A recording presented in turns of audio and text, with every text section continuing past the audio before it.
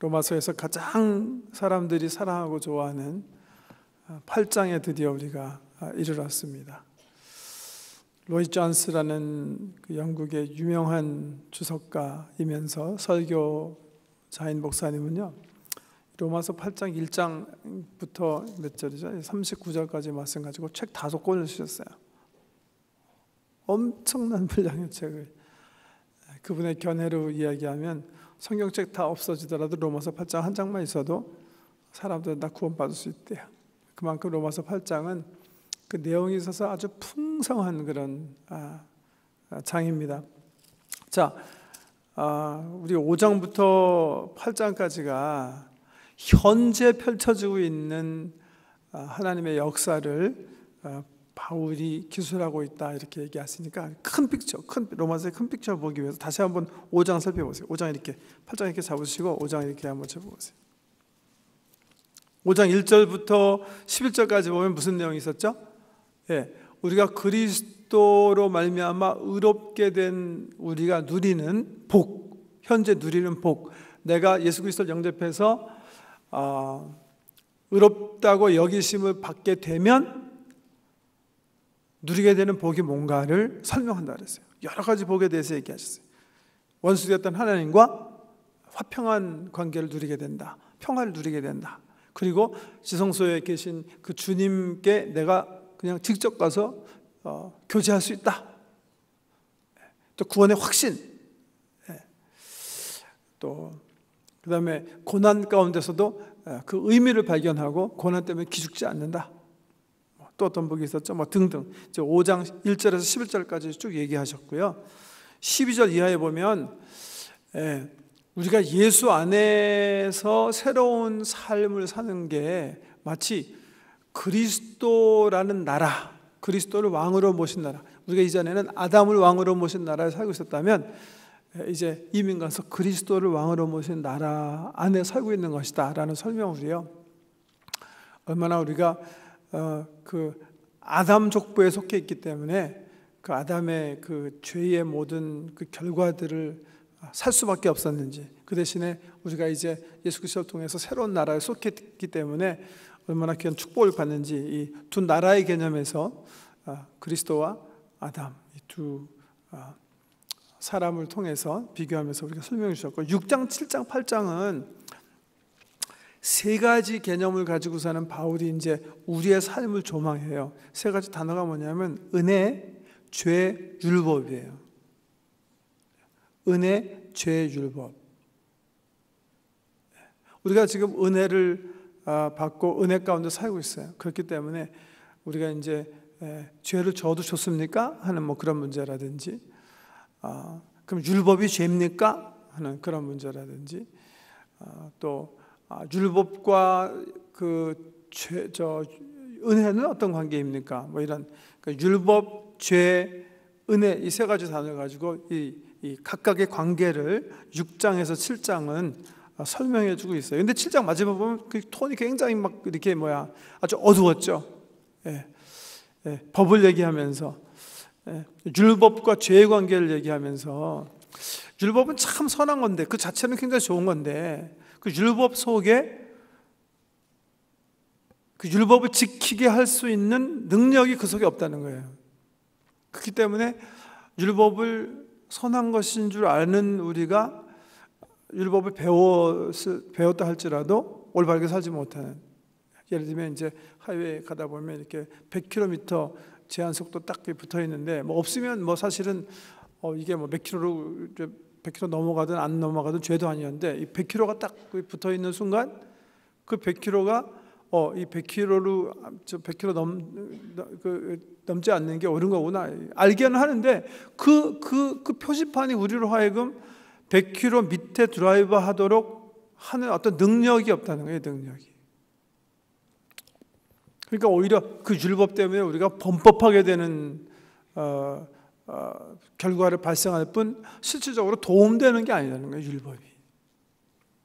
그런 얘기들을 쭉 하면서 우리 속에, 특별히 율법을 아는 우리가 우리 속에 그 율법을 지킬 수 없는 능력이 없음을 7장 마지막에 보면 이렇게 바울이 그냥 정말 막 슬프게 막 이렇게 내뱉어요. 19절에 보면 내가 원하는 바 선을 행하지 아니하고 도리어 원하지 아니하는 바 악은 행하는도다.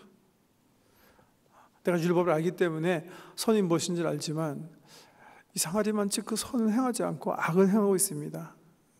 예수님 전에, 예수님 몰랐을 때 하는 얘기예요. 그렇게 굉장히 네거티브한 톤으로 끝났는데 8장 이렇게 탁 보면 막 톤이 확 변하죠, 그죠?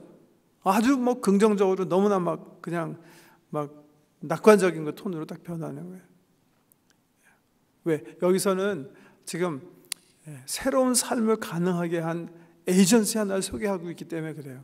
5장에서 예수 그리스도를 통해서 우리가 하나님과 화평을 누리고 예수님 이름으로 주님 면전에 들어가서 교제할 수 있고 또 고난 당하더라도 우리가 소망 때문에 기죽지 않고 살 수 있고 등등 얘기했는데 그 모든 축복을 우리 예수님의 십자가 통해서 하셨는데 현재 그 축복을 가능하게 하기 위해서 우리와 함께 계신 에이전시, 그 에이전시를 8장에서는 소개하고 있기 때문에 그런 거예요. 그 에이전시가 누구예요? 바로 우리가 예수 그리스도를 영접하고 우리가 회개하고 예수 그리스도를 영접하고 세례 받을 때 우리 가운데 임하신 성령님이에요. 성령님. 그래서 로마서 8장은 성령장이다 그러는 거예요. 다 성령님에 대해서 얘기하는 거예요. 사실은 예수 그리스도께서 십자가에서 이루신 그 놀라운 복을 현재 내가 누리게 할 수 있도록 나와 함께 하신 하나님, 즉 그 성령님이 하시는 일에 대해서 얘기하죠. 그래서 8장 우리가 여러 번 공부했는데요. 오늘은 이 성령님이 우리 가운데 임하시, 우리 안에 오시면 어떤 일을 행하시는가를 오늘 읽어드린 1절에 17절 말씀 가지고 몇 가지 추려드릴게요.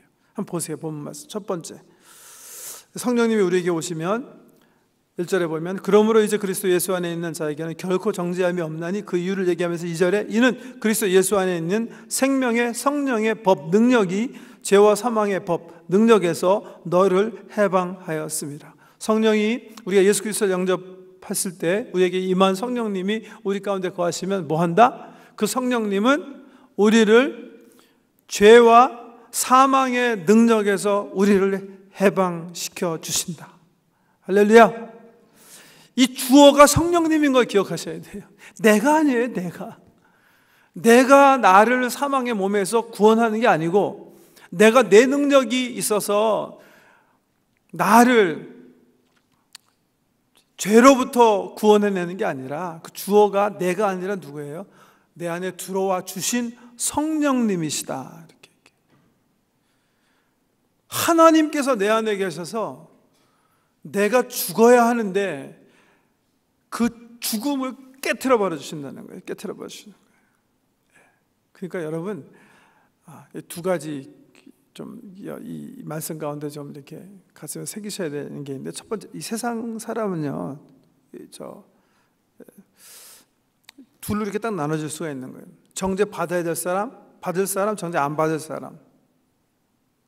정죄 받게 된 사람, 안 받게 될 사람. 어떤 사람이 안 받는 거예요?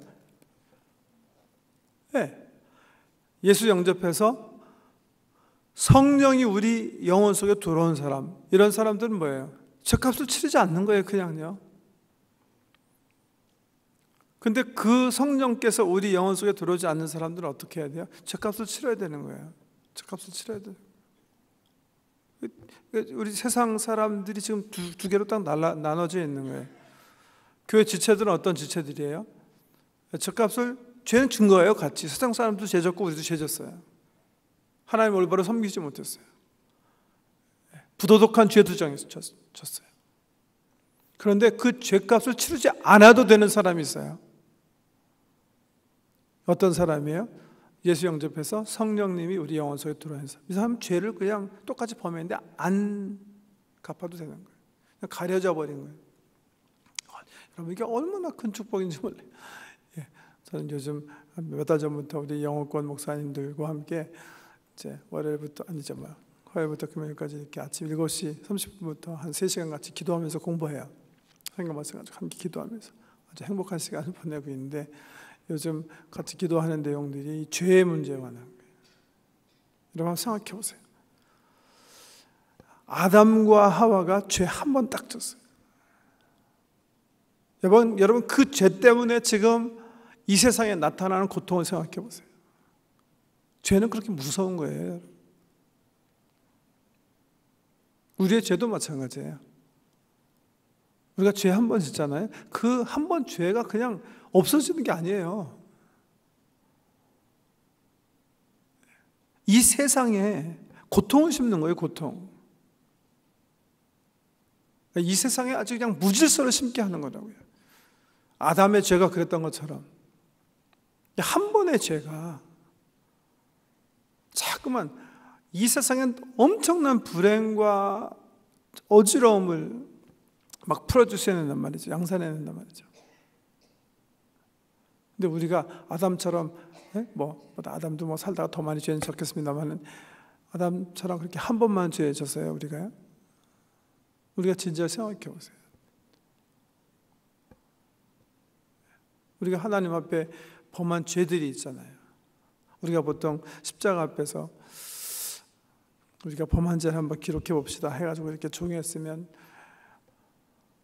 정말 우리 삶 속에 이렇게 생각하기도 싫은 그 죄들이 있잖아요. 그게 한 가지만 있어요, 여러분. 그 죄가 우리가 범한 그 죄 때문에 이 세상에서 이 프로듀스한 그 시크네스가 있다는 거예요. 근데 예수 그리스도를 영접한 사람, 성령님을 모신 사람은 더 이상 그 죄 때문에 걱정 안 해도 된다. 그 죄를 우리 성령님께서 다 가려주세요. 다 깨트려 버리셨어요. 우리 속에 더 이상 존재하지 않도록. 참 우리 예수 믿는 사람은 복받은 사람인 줄 아시기 바랍니다. 두 번째는요. 그래서 여러분 이 forgiveness를 시리어스하게 택해야 돼요. 그러니까 내가 하나님 앞에 정말 고백하고 정말 이 상한 심령을 가지고 주께 고백한 그 죄는 그냥 다 용서받은 줄 믿으시기 바랍니다. 주님은 자기 자신을 죽임으로 엄청난 희생의 대가를 치러가지고 우리 죄를 덮어주셨는데 그걸 붙잡으셔야 되는데 그 선물을 붙잡으셔야 되는데 계속해서 끄집어내가지고 아무래도 나는 용서 못 받은 것 같아. 그럼 왜 그런 거죠? 믿지 않기 때문에. 그게 바로 불신앙이에요. 주님 제일 싫어하시는 거예요. 믿으세요. 그냥 믿으세요. Take forgiveness seriously. 더 이상 걱정하지 않으셔도 돼요. 걱정하시는 거는 우리 예수님의 십자가를 욕되게 하는 거예요. 내가 잘나서 죄와 죄값에서 해방된 게 아니라 예수님께서 치러주셨기 때문에 나는 죄에서 해방된 줄 믿으시기 바랍니다. 그게 1~2절에서 얘기하는 거예요. 그러므로 이제 그리스도 예수 안에 있는 자에게는 결코 정죄함이 없다. 심판받지 않는다. 그 죄 때문에 주님의 진노 속에 들어가지 않는다. 이렇게 얘기하시는 거고요. 두 번째 보면 3절에 율법이 육신으로 말미암아 연약하게 할 수 없는 그것을 하나님은 하시나니 곧 죄로 말미암아 자기 아들을 죄 있는 육신의 모양으로 보내요 육신의 죄를 정하사 4절이 중요한 거예요. 육신을 따르지 않고 그 영을 따라 행하는 우리에게 율법의 요구가 이루어지게 하려 하심이니라. 보세요. 7장에서 뭐라고 그랬어요? 율법을 내가 알고 율법을 행하려고 해도 난 되지 않습니다. 내가 마음은 원이지만 내 육신이 연약하기 때문에 내가 원하지 않는 죄를 범하고 삽니다. 그렇게 바울이 얘기했잖아요. 바울이 예수 믿기 전에 한 얘기예요. 이거예요. 오해하시면 안 돼요. 우리가 예수 몰랐을 때는 성령님께서 우리 안에 들어오시기 전까지는 우리가 율법을 지키려고 해도 되지 않게 돼 있어요. 왜? 우리 속에도 그 능력이 없고 율법에도 그 능력이 없어요. 근데 우리 안 되게 돼 있는 거예요. 그냥요. 다르게 설명하면 우리가 아담 족보에 속했기 때문에 그냥 가능성이 없는 거예요. 그런데 우리가 예수를 영접해서 성령님께서 우리 안에 들어오시면 어떻게 된다는 거예요? No, it is possible. 비로소 이제는 가능해지는 거예요. 뭐가 가능해져요? 하나님의 말씀대로 살 수 있는 가능성이 열리는 거예요. 여러분 이것도 무시하면 안 돼요. 나는 안 돼. 나는 살 수 없어. 나는 하나님 말씀대로 살 수 있는 능력이 없어. 그거는 예수 믿기 전에 하는 얘기예요. 예수님을 믿으시고 성령님께서 내 안에 들어오신 분들은 어떻게 고백하셔야 돼요? Yes, I can. 나는 이제 말씀대로 살 수 있어. 왜? 내 안에 성령이 계시기 때문에 나는 이제 비로소 가능해졌어. 나는 할 수 있어. 아멘. 그게 지금 주님께서 우리에게 요구하시고 또 원하시는 거고 우리가 그렇게 반드시 고백하며 살아야 되는 거예요. 나는 절대로 할 수 없어. 그거는 예수 믿지 않는 사람들이 해야 하는 얘기예요. 자기 자신을 정말 안다면. 예수 믿고 성령님을 모신 사람은 지금 4절에서 얘기해 주신 것처럼 어떻게 얘기해야 돼요? Yes, I can. 난 할 수 있어요. 왜? 내 안에 새로운 법이 있는 거예요. 여러분, 그래서 이 로마서 8장 1절에서 11절까지 쭉 말씀을 생각해 보면 바울이 이 말씀을 기록할 때 에스겔서를 염두에 두고 기록했을 것이다. 그렇게 학자들이 다 생각해요. 제가 옳다고 생각해요. 한번 에스겔서 한번 펴보세요. 에스겔서 한번 11장 가보세요. 에스겔 선지자도 그 사실을 알고 있었어요. 무슨 사실? 율법 안에 율법을 지키게 하는 능력이 없다는 사실을 알고 있었어요. 에스겔서 11장 보시면 구약성경 1162쪽이네요. 1162. 에스겔서 11장 19절을 보시면 새로운 시대를 에스겔을 통해서 하나님께서 약속해 주시는 말씀인데요.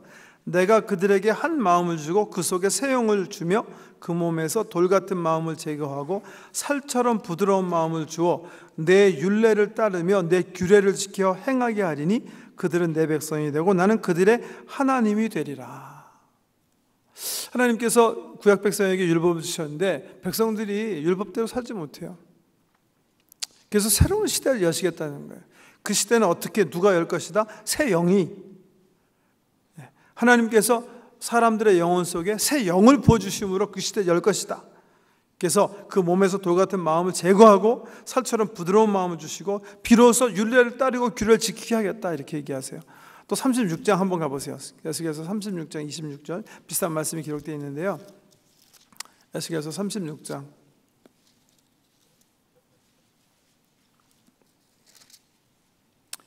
26절 에스겔 36, 26, 27 또 새 영을 너희 속에 두고 새 마음을 너에게 주되 너희 육신에서 굳은 마음을 제거하고 부드러운 마음을 줄 것이며 또 내 영을 너희 속에 두어 너희로 내 율례를 행하게 하리니 너희가 내 규례를 지켜 행할지라. 새 시대, 새 시대. 하나님께서 에스겔에서 약속하신 새 시대. 이걸 바울이 딱 본 거예요. 뭘 통해서? 예수를 통해서 우리에게 주어진 성령님이 오셨을 때 이 시대가 열렸다는 사실을 깨닫고요. 이 에스겔을 염두에 두고 이 로마서를 저술하고 있다, 이렇게 보실 수가 있겠습니다. 예수님 통해서 우리 가운데 임하신 성령님, 그 성령님이 에스겔이 예언한 그 새로운 시대를 우리 가운데 여시는 거예요. 이전엔 가능하지 않았어요. 우리가 하나님 말씀대로 살 수 있는 가능성이 없었어요. 그런데 성령님께서 우리 속에 임하시면 비로소 우리는 더 이상 육신에 묶여 살지 않고 새로운 삶을 살게 된다는 거예요. 그것을 가능하게 하기 위해서 제일 처음 벌어지는 일은 뭐예요? 우리를 죄값으로부터 해방시켜 주시는 거예요. 그래서 더 이상 죄에 묶이지 않고 이제는 성령님께서 살 수 있도록 그렇게 하신다는 거예요. 그걸 하시는 게 바로 성령님이시다, 이렇게 성경이 가르쳐주고 있습니다. 자, 5절에 보면 그 성령님을 쫓아 사는 삶이 어떤 삶인가 설명하고 있습니다. 육신을 따르는 자는 육신의 일을, 영을 따르는 자는 영의 일을 생각하나니 육신의 생각은 사망이요 영의 생각은 생명과 평안이니라. 육신의 생각은 하나님과 원수가 되나니 이는 하나님의 법에 굴복하지 아니할 뿐 아니라 할 수도 없습니다. 육신에 있는 자들은 하나님을 기쁘시게 할 수 없느니라, 이렇게 얘기하고 계세요. 우리가 우리 안에 성령님을 모시면 성령님 쫓아 살 수 있는 삶이 열리는 거예요. 근데 그 성령님을 쫓아 사는 삶은 어떤 삶인가? 여기 뭐라고 설명하고 계세요? 성령님을 따르는 자는 뭘 하며 사는 것이다? 영의 일을 생각하며 산다, 이렇게 얘기하고 계세요. 반대로 육신을 따르는 자는 육신의 일을 생각하며 산다. 육신의 일은 뭐고 영의 일은 뭔가? 갈라디아서 5장 한번 보세요. 더 자세하게 여기 일러주시니까. 갈라디아서 5장 19절 말씀 보시면 육체의 일이 뭔가? 갈라디아서 5장 19절 육체의 일은 분명하니 곧 음행과 더러운 것과 호색과 우상 숭배와 주술과 원수 맺는 것과 분쟁과 시기와 분냄과 당 짓는 것과 분열함과 이단과 투기와 술 취함과 방탕함과 또 그와 같은 것들이라. 전에 너에게 경계한 것 같이 경계하노니 이런 일을 하는 자들은 하나님의 나라를 유업으로 받지 못할 것이라. 이게 바로 이게 육신의 일이에요. 그런데 육신을 따르는 자는, 그러니까 이제 사망으로 가는 사람은 뭘 하는 사람? 이 육신의 일을 어떻게 하는 사람? 생각하며 사는 사람들, 생각하며 사는 사람. 무슨 말이냐면요, 우리 마음밭에 무엇을 심느냐가 결정한다는 얘기예요. 성령을 따르는 사람은 우리 마음밭에 성령의 일을 심어요. 그런데 육신을 따르는 사람, 그래서 결국 사망에 이를 사람들은 어떤 사람? 이 육신의 생각들, 육신의 일에 관한 생각들을 그들의 영혼에 심는 거예요. 무엇을 묵상하느냐가 결국 결판 나게 한다는 거예요. 우리의 운명을 결정짓는다는 얘기예요. 거기에 우리 교회 1.15 묵상 운동의 중요한 점이 바로 여기입니다. 우리가 모일 때마다 성경 말씀 읽고 묵상하고, 또 소그룹 통해서 성경 나누고, 또 설교 통해서 성경 말씀 듣고 하는 이유는 뭐예요? 자꾸만 이 영의 일을 우리 영혼에 심기 위해서 그런 거예요. 그래서 우리 안에 생명이 잉태되게 하기 위해서예요.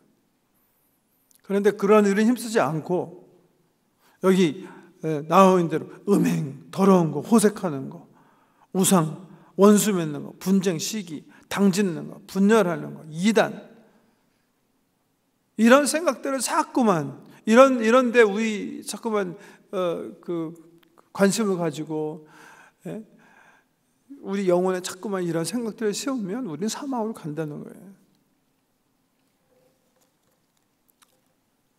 영을 따르는 사람은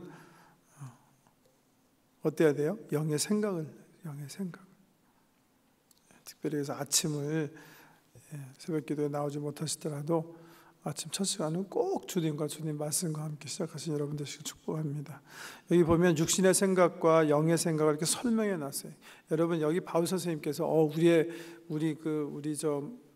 인생은 영혼과 육체로 되어 있고 몸은 나쁜 거고 영혼은 좋은 겁니다. 이 말 하려고 그렇게 쓰신 거 아니에요. 몸도 나쁜 거 아니에요. 하나님께서 주신 거기 때문에 다 귀한 거. 영혼도 귀하고. 여기서 얘기하는 육신과 영혼은 여기 설명한 대로 보세요. 육신의 생각은 하나님과 원수가 되나니 이는 하나님의 법에 굴복하지 아니할 뿐 아니라 할 수 없습니다.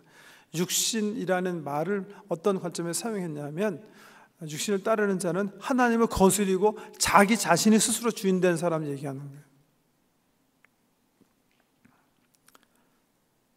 영을 따르는 거는요, 예수 그리스도를 통해서 하나님을 주인으로 모신 삶을 얘기하는 거예요.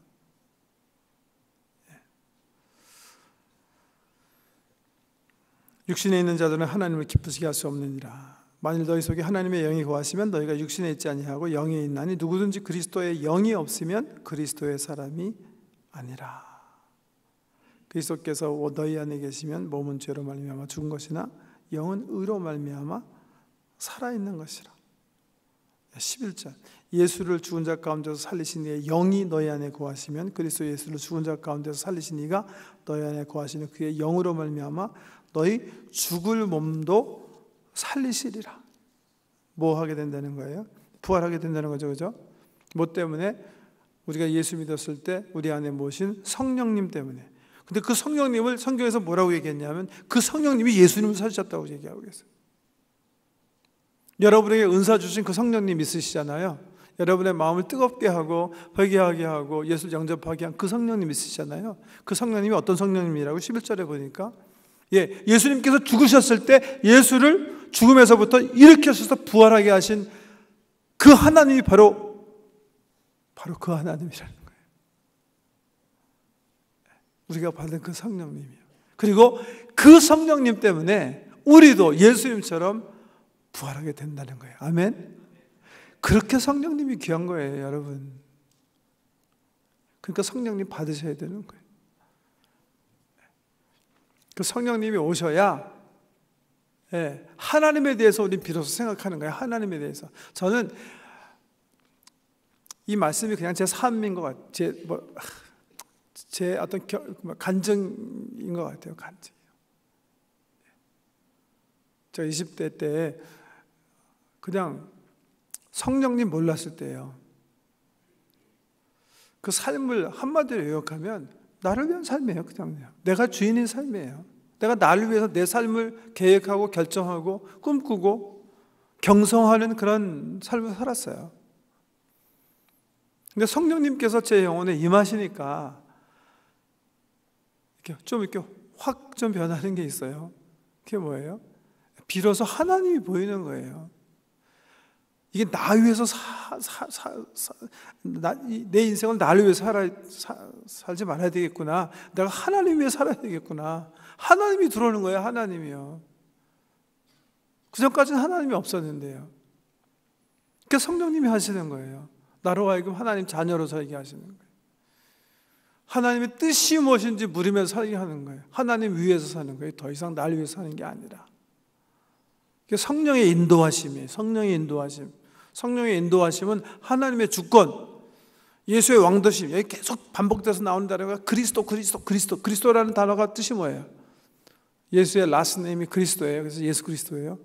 예수 the king, Jesus the king이란 뜻이에요. king.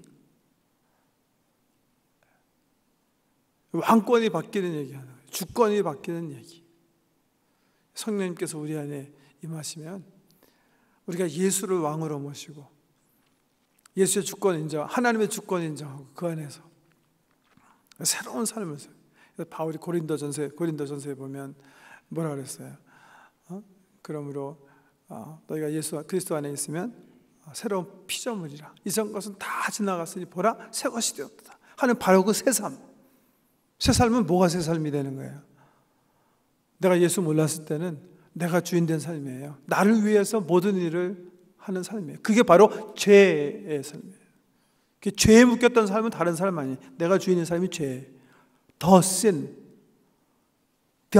sinful life가 바로 그런 삶이에요.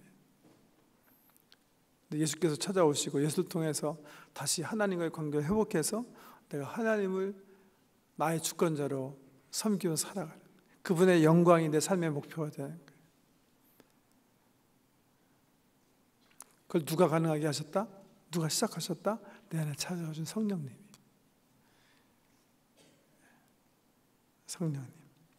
성령님이 하신 일을 그렇게 설명하고 있는 거예요. 이게 다 성령께서 하신 일이에요. 그 성령님, 그 우리 안에 찾아오셔서 우리의 삶을 새롭게 하시고 하나님의 나라를 꿈꾸게 하시고 하나님의 백성으로 자녀로 기쁨 가운데 살게 하신 그 성령님께서 그 우리 안에 지금 계신 그 성령님께서 바로 우리가 죽었을 때 우리를 딱 일으켜 주실 그 성령님이시고 우리가 주님 앞에 서게 될 때 이미 우리 속에 있는 죄의 결과들을 다 깨쳐 부셔버리셔가지고 우리로 하여금 정죄받지 않게 하실 그런 하나님이시고 지금 우리와 함께 계시기 때문에 비로소 능력으로 우리를 인도해 주셔서 우리로 하여금 하나님 말씀대로 비로소 이제 좀 정말 하나님 자녀답게 살 수 있는 그 가능성을 우리에게 주시는 하나님이시다 표현하고 있는 거예요. 그 외에도 뭐 여러 가지 일이 많는데 그러니까 12절 이하에 17절까지 우리가 받아야 되는 교훈은 그냥 딱 하나예요. 그러니까 우리 어떻게 살아야 되겠다? 이미 우리가 예수 영접하고 우리 안에 성령님이 계시니까 우리는 어떻게 살아야 된다? 우리는 무조건 뭐예요? 성령님 인도받고 사는 거예요. 네.